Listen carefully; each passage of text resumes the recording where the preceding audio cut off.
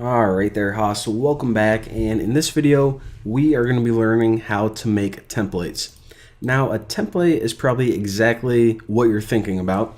So if you just go online on Google and type in like shopping template or blog template, or I don't know, whatever template you're looking for, basically what they are these generic HTML documents with a bunch of dummy data in it.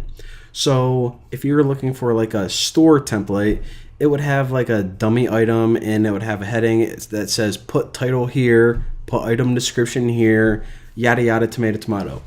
So the reason that we use those templates in Django is because it allows us to pretty much separate our HTML from our back end stuff. And that way you can have a web designer and you can say, all right, make me a structure for, the homepage or the album detail view. And they can just make something generic and we can have that in one file. And then later on, we can go and fill in all the information we want to, such as put in the actual album title, where it's supposed to be, so on and so forth. So if it sounds confusing, once I set it up, you guys are gonna be like, oh, that actually is not that confusing, and it's very useful. So actually, let me go ahead and delete all of this HTML and code because that's what we're trying to avoid. And all right, so the first things first, anytime you want to work with templates in Django, just go ahead and write from the Django and template import loader. So we're going to make this template a separate file and we basically need to load it in. So load files, whatever. All right, now where do I want to stick this? How about under here? All right, so I'm just going to make a variable for our template whenever we load it in, and that is loader.getTemplate. And wow, we didn't even create a folder for templates yet, so might as well, should probably do that. And let me just go ahead in this video, I'm gonna create a template for this homepage, and it's gonna be the most boring template you've ever seen, but this is where you put it. Who is texting me? Someone's calling me from Evans Mills. Evans Mills is this crappy town next to me, and there is literally nothing there, so it's kind of scaring me right now. All right. So the convention is in your apps root directory, go ahead and right click and make a folder called templates. Now you can actually change this in your settings, but this is kind of standard convention. And also another thing that you do is you actually right click this and make a new subdirectory with the same name as your app. So music, right in there. Now in here is actually where you put all of your HTML files. So again, I'm just making this for the home page. So I'm gonna name it index. And do I want to add it to Git? Sure, why not? All right, so this is actually the thing that's just gonna return the HTML, just like we have been doing. So let me go ahead and make a really sweet template right now. And it's gonna be really leaving me messages, huh? All right, so for each album, we'll just have it as a list item instead of just having line breaks. So we'll just say list item, and then of course we need a link. So href, and then your URL goes there, and then the album, I'll say album title here. All right, so this is the most boring template you will ever see in your life, but this is basically what it is. So our front-end developer or designer is going to give us something like this. Hopefully it's a little bit better, unless they want to get fired. And then we have to plug in all of the pieces.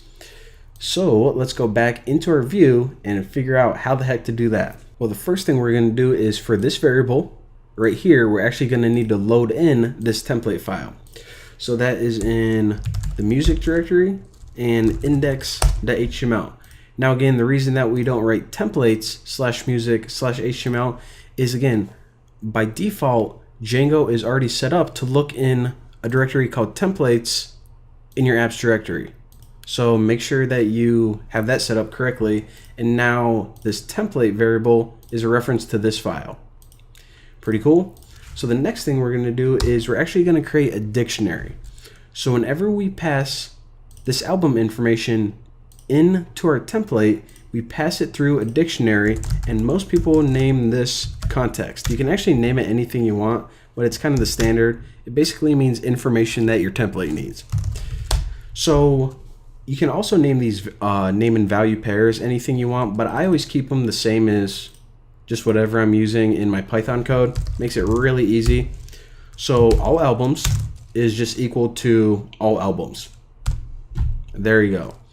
So of course, the rules don't change. Whenever you have a view, you need to return something, and that is whenever we analyze everything and plug in our data, we're going to return this finalized template.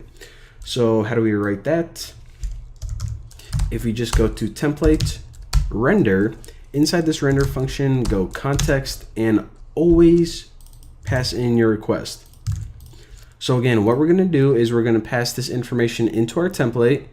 We're going to put all the pieces exactly where we need to be, and then this is pretty much going to get converted to final HTML that we're going to return to the user.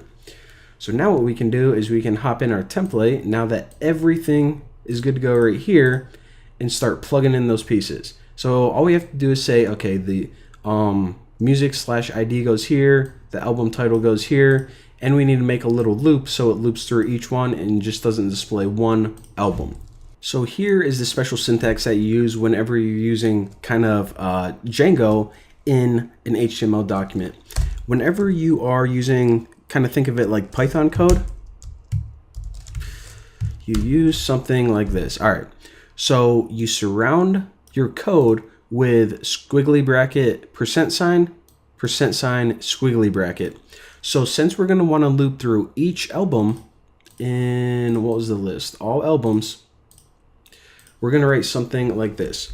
For album in all albums, and then anytime you want to end your for loop, you do the same. So,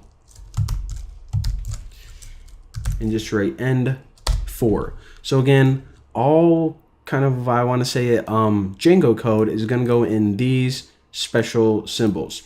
Now there's one exception, and that is whenever you're using plain variables. So for example, in this href, remember the structure for this was music / the item's ID. Now this ID is actually album variable, an album attribute. So that's going to need to be a variable as well. So you see it already auto completed for me. So I'll just say album.id. And that's it. That's all you need to know about working with templates. Anytime you have Python code, then it goes in between these symbols. Anytime you're working with variables that you can just display as is, they go in between double squiggly, either left or right or beginning or ending, whatever you want to call it. So that looks good. And also we need to have a variable for this title as well. So we can just copy this.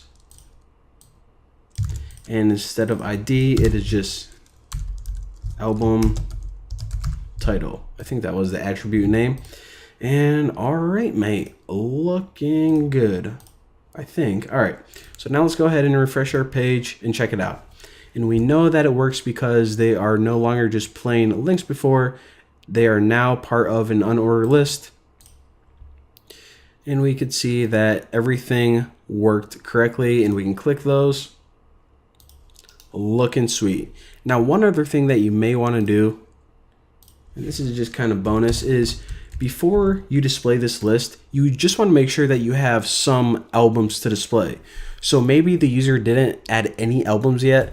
Instead of just displaying an empty list, then they're going to be like, is the website broken? We just may want to have a pop-up that says no albums are available, or hey, add some albums to your list, or whatever. So in order to do that, let me go ahead and indent this. All right, so we need a if-else statement. So again,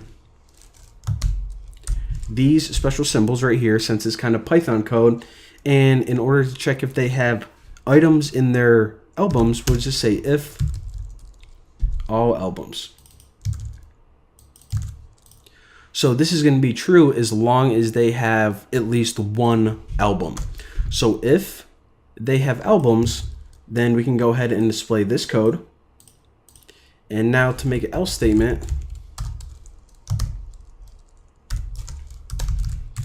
else what are we going to display if they don't have any albums? I'll just say, you can put like heading 3.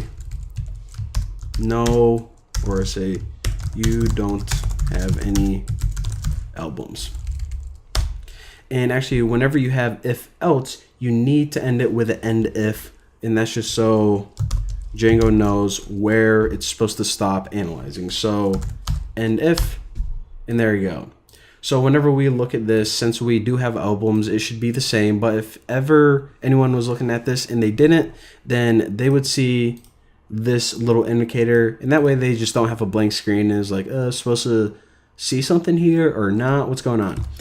All right, so there you go. That is basically how you use a template, how your front-end developer can give you, the core blueprint of a web page, and you can go in and pretty much plug in all the information that you need. And again, if it's kind of overwhelming, if we do like one other one, then it's going to stick in your brain easy peasy. So thank you guys for watching. I will smell you next time.